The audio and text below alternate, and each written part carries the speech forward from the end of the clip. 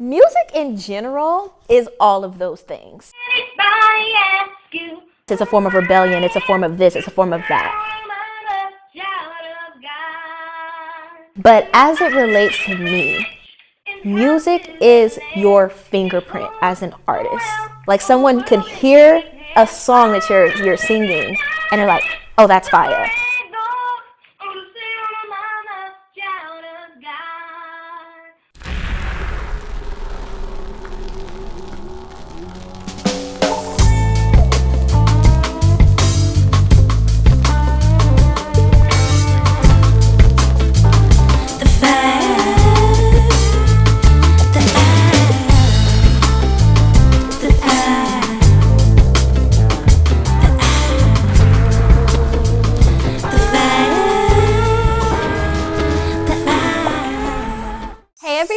It's your girl Fya, and welcome to Fya Side Chats. So today we are actually going to be interviewing me, myself, and I. Yeah, we're interviewing Fya. Hey girl. So Fya, why do they call you Fya? Like, is it because you're literally fire? Like, girl, you look good. Or is it just like something you decide to come up with on a whim? Oh my gosh, you're too funny. So the reason why I chose the name Fya is because if you listen to my music, you hear a diverse range of different genres because I love music. I'm not someone that you can just classify in a box, kind of like fire. You know, like fire is free formed, it's like free flowing, it moves freely. And that's kind of how I feel with my music. You'll hear a little bit of rock inspiration. You'll hear a little bit of blues, jazz, like gospel. I have like heavy roots in gospel, soul, just a little bit of everything. And so that's where that name comes from. And then, I like to hype myself up. And I think I'm fire. I think my music is fire. So like, yeah, why not? And then shout out to my mom, because she was the main one that was like, why don't you, call yourself Fya? Because your music is so different. And I was just like, that's a vibe, maybe. So that's why. Hope I answered your question. So tell me, what's the first song you ever fell in love with? And how did it shape who you are as an artist? I just love all music. I will say my number one secular artist that made me like, oh my gosh, it would have to be Whitney Houston. Not only like in the womb, but just period. Like when I first heard Whitney Houston, I Will Always Love You, I was like, oh my gosh, like this is beautiful. This is literally beautiful. And it made me like, okay, yeah. Like, I was already singing in a church and like I already knew I wanted to sing for the rest of my life. But hearing that song had such feeling and emotion in it, I was like, oh, I want to be able to bring that to the world as well. So yeah, I will have nothing by Whitney Houston. So what I want to know is, what does music mean to you? Like, deep down, is it therapy? Is it rebellion? Is it love? Like, or is it all of the above? What is it for you? Music in general is all of those things. You get what I'm saying? If you were to ask anybody else, they would say, yes, it's a form of rebellion. It's a form of this. It's a form of that. But as it relates to me, music is your fingerprint as an artist. You know what I'm saying? Like, and when I say that, is when you're really doing this the right way. And when I mean the right way, I mean like you're actually doing it with the intention of not trying to be like somebody else, but actually being who you are authentically. When you're doing it the right way, music is your fingerprint. Like someone can hear a song that you're singing and they're like, oh, that's Fya. Oh, that's Whitney. Oh, that's Bruno Mars. Like whoever, you get what I'm saying? It's a fingerprint. And then music also to me is a form of a way to put messaging into the airwaves. Now, unfortunately, we live in a time where, you might have messaging that's not really cool for other people's spirits and souls, and also messaging that has a certain negative propaganda behind it. But all in all, music to me is a form of worship, and it is, because when you actually go deeper into it, it is a form of worship, and it's a form of worship to our Creator, who is to me the Lord Jesus Christ, period. But like, it's a form of worship, and then also it's a form of messaging, of being uplifting, of putting good messages back into the airwaves, back into your soul. Because when you hear music, it's actually a chant. If you think about it, you're chanting these lyrics, you're chanting and singing a whole bunch of different things. And so you have to be very mindful of what you're constantly saying over and over and over again. And that's what music is. And so that's why for me, I try my absolute best to put positive messaging in all of my music. If I'm not singing gospel, if I'm singing secular music, which is like what I do, I try to put positive messaging into the music. I want it to be about love. I want love to be in the airwaves. I want that message to be sent out. So that's what music means to me. So then, how did your journey as a music artist start? Alrighty, so my journey in music started, I actually kind of gave you a little bit of a brief background. It started in the church, but originally my journey originated in the womb. And what I mean by that is, when my mom first found out that she was pregnant with me, she was actually in nursing school. And I remember when she was getting along in pregnancy, when she was at nursing school, she ended up, when she was working, one of her colleagues said, "Oh my gosh, you're bleeding." And like, too much TMI, I don't want to, mommy, I'm sorry, but she was saying, "You're bleeding." And literally, my mom seen that she was bleeding, and she was concerned for me, her baby. So she went to the doctor, and the doctor told her, "I'm sorry, but you're miscarriaging.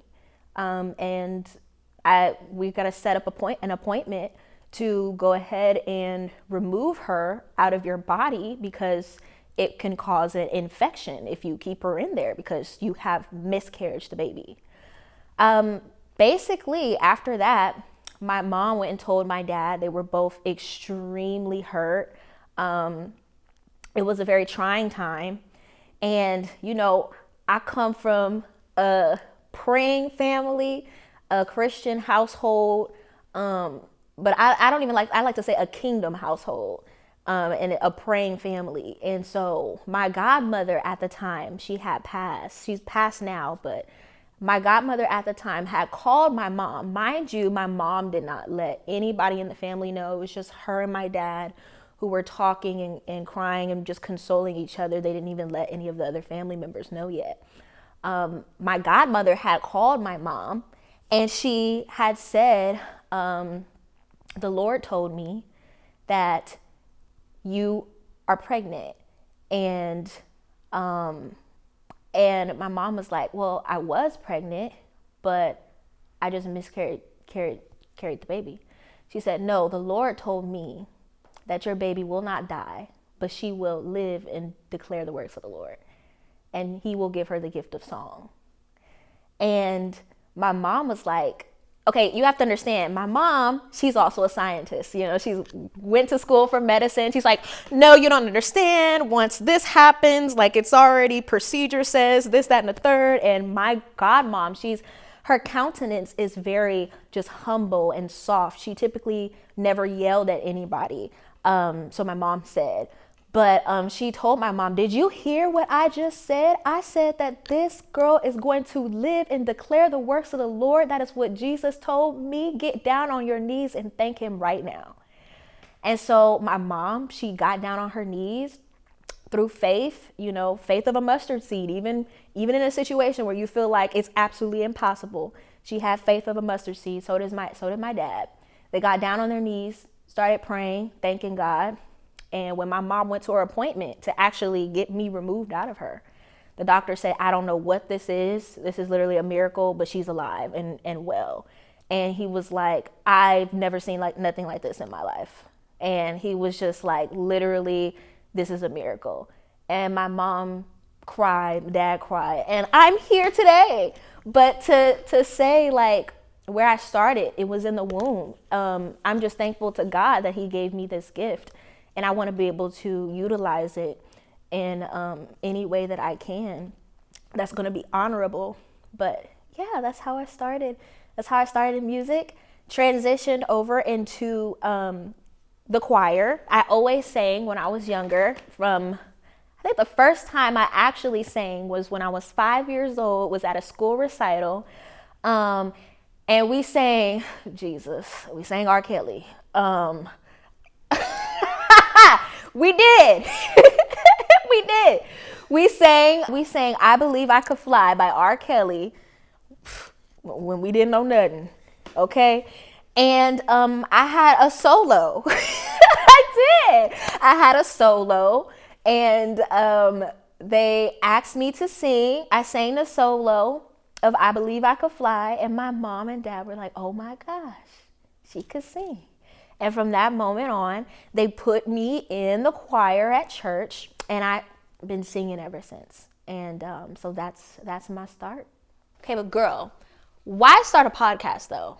Like, isn't being a musical queen enough? Like, what are you hoping to bring to the table with Fya Side Chats? Right. So the reason why I started this podcast, really, like I said, God gave me a gift of song, not only to just sing, but also to create music. I'm a singer-songwriter. I produce. God gave me that gift, but just like he gave it to me, he's given it to so many other people as well who were maybe in the position I was a couple years ago, where I was like, how do I do this? What's my next step? Where do I go? I mean, I've had so many questions over the years because I knew always this is what I wanted to do. Like music, singing, creating music is what I want to do with my life. And I literally at the time was trying to figure out, okay, where do I go from here? What can I do? I'm just so thankful that I've had such a great support system from the time I was young all the way up until now, like from my mom, my sister, now my husband. But because when I was younger, I had all these questions like, okay, I sing, but like, where am I going to perform? How do I book performances? What can I do? How do I protect myself? And thankfully, I had a mom who was ride or die, still is, and literally was like, okay, you have these questions, I do too. Let's figure it out.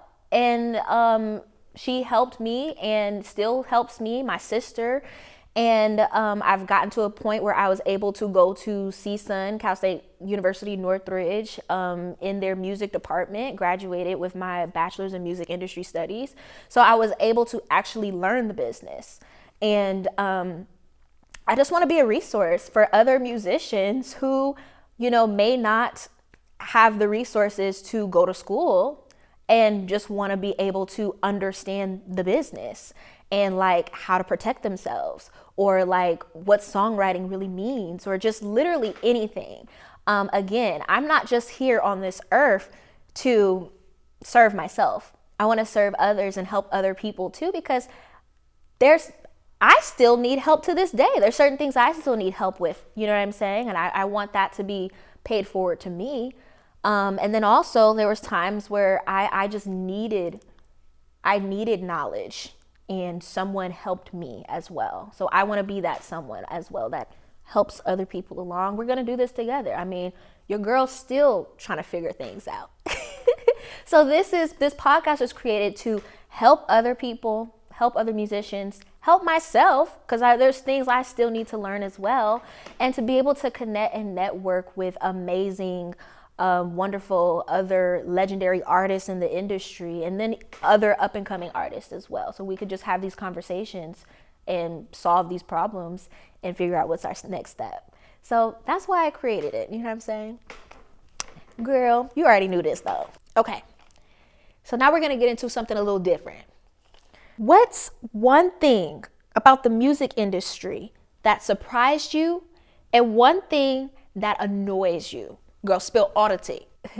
Something that surprised me was, I don't want to say how cutthroat this industry can be, but how, because that didn't really surprise me. I kind of knew that that's the direction it was going to go in. What surprised me is you can be in a situation sometimes where you think the people that are for you are not really for you, and the people who you thought were maybe against you are the ones who are really for you.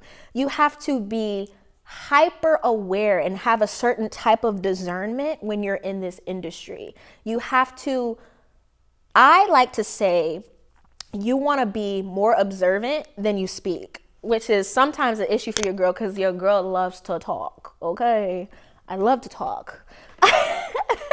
But one thing that I had to learn very early on was to shut up and to observe, because you have certain people, and it was surprising that, may say they're for you, but their actions are different. And I think that was the main thing that might have been that was really surprising to me, because I started off really young, singing in the industry. So that's one thing that really surprised me. One thing that annoys me, pay. So like, one thing that I would say annoys me or used to annoy me would be the fact that people can love an artist's music, but the artist, typically the musician,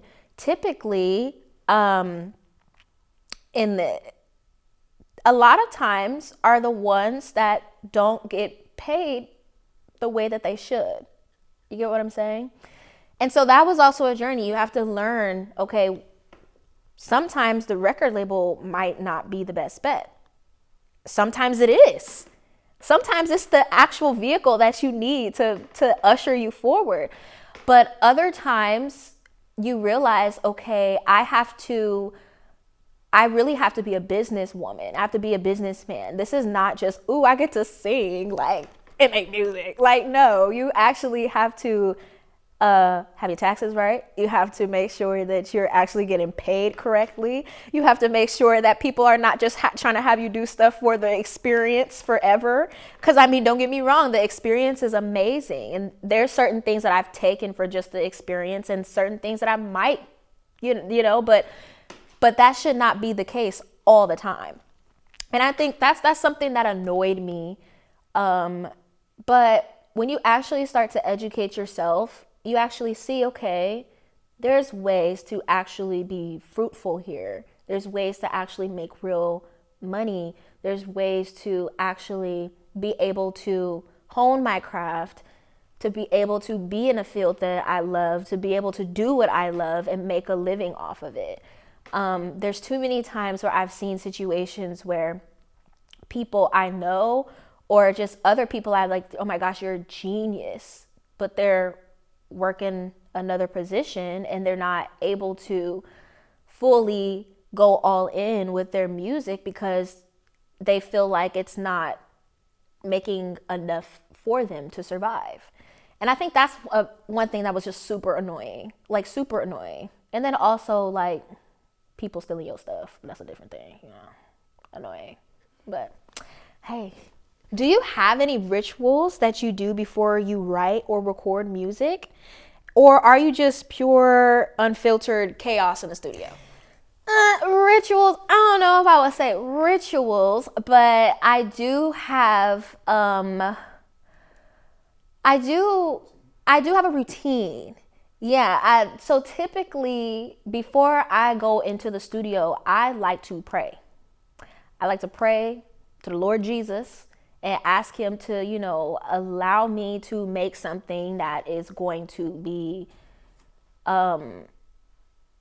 that's going to be impactful, that's going to have a good message, and that's going to I don't know. I like to pray before every session.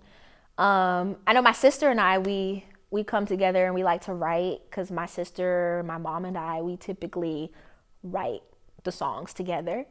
So typically we'll come together, we'll pray together, and then we'll be like, okay, what we gonna do? We'll come up with concepts, you know? But really the main thing is prayer for me. Like that's the main thing that I do before. But I guess if you can say, like, I guess the rest is just chaos. Anybody who's been in the studio with me knows, like, I will do a take 1,000 times until I get it perfect. You get what I'm saying? So, I mean, yeah, and it's the same for performing also. When I go on stage, I want to make sure that I pray.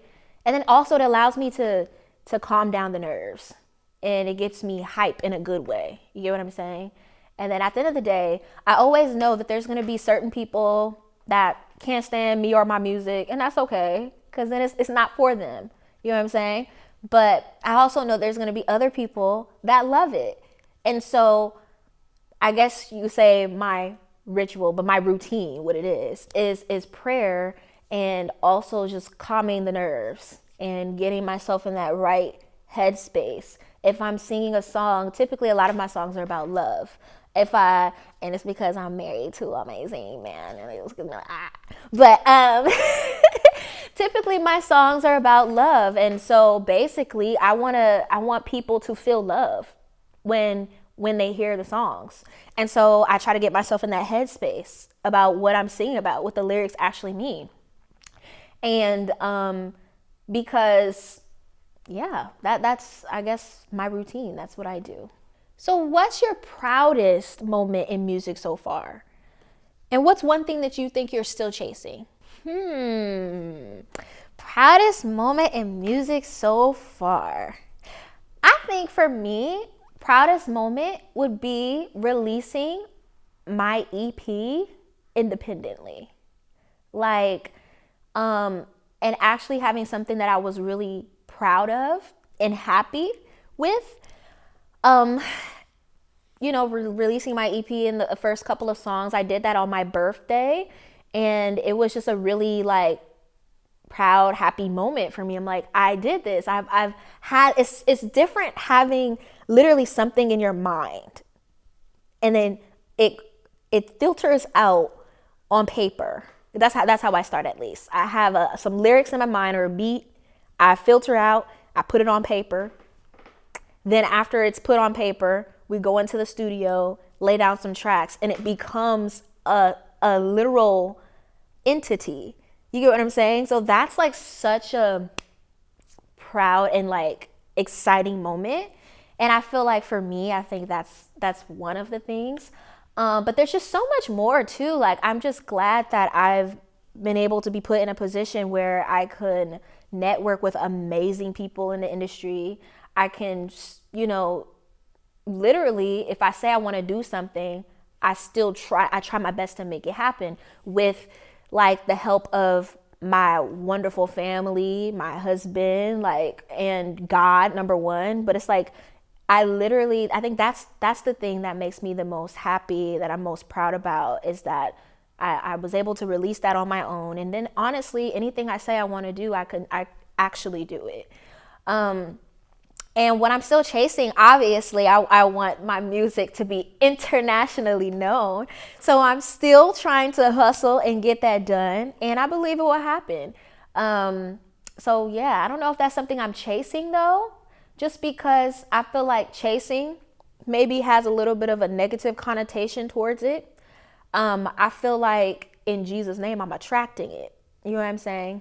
I'm obtaining it. I'm obtaining it.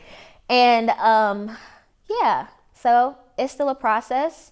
And yeah, that's the main thing. One thing I want to also say, don't get discouraged. Like, for any other musician, if you released your music 2 years ago and it's still not popping off, create more. And still market the music you released 2 years ago. Like, with all the stuff that we have nowadays, especially with TikTok and everything like that, literally songs from the 80s are literally charting the billboards again. You know what I'm saying? So it's really just a matter of time. And that's what I that's how I move forward. So tell us about any new music. Do you have any projects that we should be keeping our ears out for? Okay, yes. So I guess I can say this. I do have some new music that will be releasing next year, which I'm super excited for. Some things that will be hitting around Mother's Day. And then also just some other works that will be like a continuation of what I've kind of already released. So I'm just super excited. At the end of the day, no matter what I continue to do, whether it's dance, this podcast, or like anything, I am a musician first. And so I'm always releasing new music. But you can look forward to that in 2025. I'll be having something soon. When Fya Side Chats becomes a massive hit, what's the wildest thing you do to celebrate? Oh my gosh, girl, you mean when Fya Side Chat become a massive hit for you? I just play. So basically, I don't know if I'll do anything wild as in jump on tables and go crazy. Like I don't think I'm gonna be doing that. But the main thing I want to do, I want to be able to give grants to other musicians. And I know how hard it can be to get your music funded.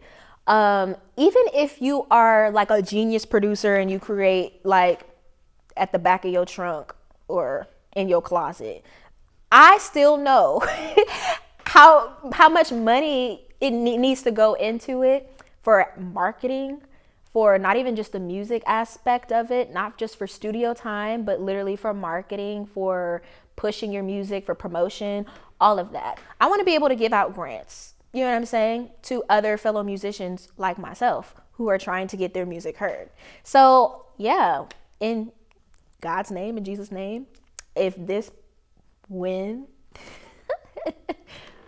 this pops off, I'll be able to give out grants to other musicians. So y'all could go ahead and do y'all thing and we could do this thing together, period.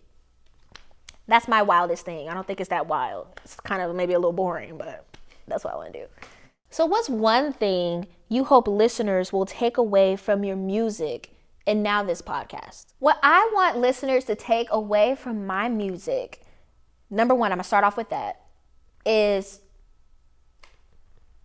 love. Again, the majority of music I make is about love and like healthy love. Because I feel like there's music out now and even in the past that's about love, but it's not really healthy. You know what I'm saying? But and I'm not knocking that whatsoever, because sometimes that's an experience that people have. Unfortunately, like an unhealthy love. And in order to, as a musician, when you experience something like that, you have to get it out of you. You know what I'm saying? But I've experienced healthy love. And, you know, and so I want to be able to get that out. You know what I'm saying? For people to hear, to people to listen, to gravitate to. And so I want the main takeaway to be not only healthy love, but loving themselves. Also, don't be afraid to break the mold. Especially as a musician, they always tell you find your niche, find your category. And yes, that's true to a point. That is true. You need to have you do need to have your niche, but I feel like your niche is you, if that makes sense. And maybe it doesn't make sense, but it makes sense to me. Like your niche is you. You are your brand. You're your niche. So when you actually find who you are yourself, it becomes easy. And what most people like,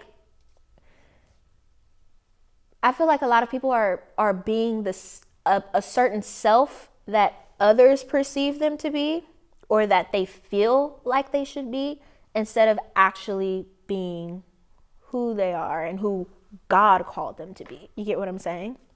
And so, yeah, that's the main takeaway I want from my music. From this podcast, I want people to learn. I want us all to learn, even myself. Again, I'm learning from the people I bring on. You know what I'm saying? I'm learning from the listeners. You know what I'm saying? Like, I want us all to learn, to network, to build a community to where we can have these conversations and figure out, okay, how do we do this the right way? How do we make money? How do we actually make music that's, you know, that makes us proud, but also that is not harmful? You know what I'm saying? And, you know, just have fun too. Also, I want to talk about like other situations where it's not so technical, to where it's also getting into relationship. It's in your soul as it relates to music, because it's a spiritual thing also. So yeah, I want people to learn. I want people to network. I want us all to network. I want us all to grow. That's what I want the takeaway from this podcast to be. If that's something that you like, this is the place for you. You know what I'm saying? Let me know in the chat what you want to hear. Let me know in the chat if you're like, that podcast was whack. I did not like that. Elevate yourself. Please be nice. Please be nice. But if that's the type of community you're looking for, then this is for you. This is the place for you. You get what I'm saying? It's the place for us. If it's not, I wish you the best in all your endeavors. You can see your way out and into something else that is for you. You get what I'm saying? But yeah, that's what I want. So this is something that we do with every guest here on Fya Side Chats. And Fya Girl, you are no exception. Give us some advice on what we can do to stay hot like Fya in the industry. Ooh. So my advice for staying hot like Fya in this industry basically would be, again, figure out who you are as an artist. Not what you think is going to make the most money, not what you think other people think you should do, not what you think society is looking for. Figure out who you really want to be as an artist. And when you figure that out, zone in and focus all your energy on that and how you can expand that and showcase yourself through that lens. And yeah, when you do that, be your unadulterated self, and most importantly, the self that God created you to be. Everything is golden. And that is my advice for staying hot like Fya. So yeah, girl, you're so good at this. Like, my God, period. So we'll see you guys next time, and we're going to have an actual really cool special guest on here. Okay. I'm sorry. I took your job. I took what you were supposed to say. You know, it gets confusing. You know, typically I'm on that side. So being on this side is a little different. Okay. Yeah. But all right. Bye.